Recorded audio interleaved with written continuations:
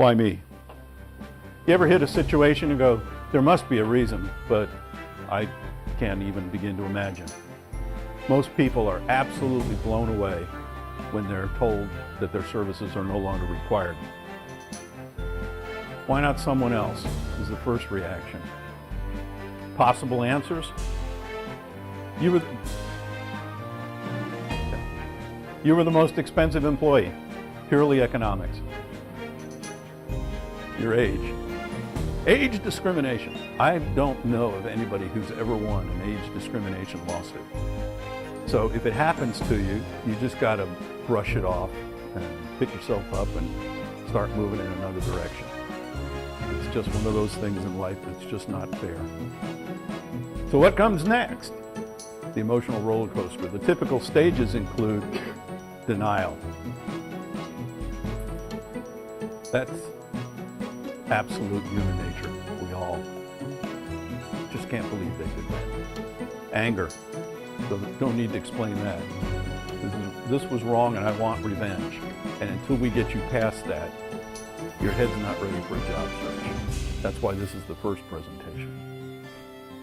What are the things you have going for you that should be positive things that you can remind yourself of periodically to keep your spirits high, to prevent permanent damage to your self-esteem?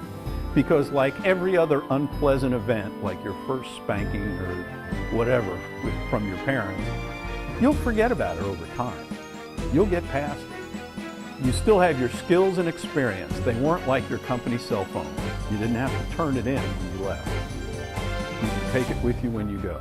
You are wiser and more mature now. You handled the layoff well, demonstrates stability and character. This is the reality. I made a mistake. I've forgiven myself. I'm moving on. You know, I've asked God for forgiveness and I'm moving on. Acceptance is the key to unlocking your self-confidence and self-esteem. Enough said. Recognize the past as behind you and unchangeable. Resolve to move on to the next great job, and it will be a great job. Forgive others for anything they might have done. Forgive yourself for anything you might have done. Now, for those of you that are between jobs, you've got time on your hands. How are you going to use that time? Don't ever waste time, because you can't store it and use it later. If you don't take advantage of it now, it's gone. I'm an employer. Why in the world am I ever going to hire anybody except for their strengths? And if I have a weakness somewhere, what am I going to do? Hire somebody who has that strength. So what I'm going to try to do is I'm going to try to show you a system that we use in business called DISC. D-I-S-C.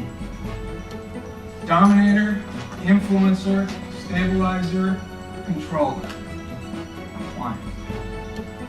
It is dominant characteristics. Each one of you has a dominant characteristic and each one of you has a lesser characteristic. And you don't have the other two. I want to make your job search faster and getting the job better by helping you understand how God wired your personality. Nothing gets done in this world except by the S's and the C's. The D's and the I's think about it. The S's and the C's do it. You want something, you want people to know about an event, you want people to know about something, you go get the I, because they will circle the room, and instead of looking the most interesting person, they just make sure everybody knows what's going on. Here's the problem with D's. D's live at the speed of light.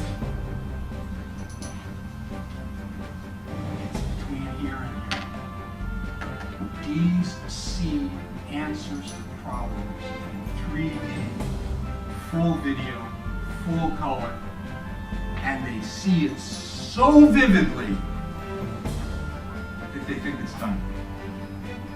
You've been doing it today. You probably don't realize it, but just in the little sidebar conversations and all you all been having during the session and also at lunch, that's a form of networking. You're developing relationships. We'll talk a little bit more about the difference between what I call networking with a focus and schmoozing, which is two totally different things. Here's the difference between networking and schmoozing.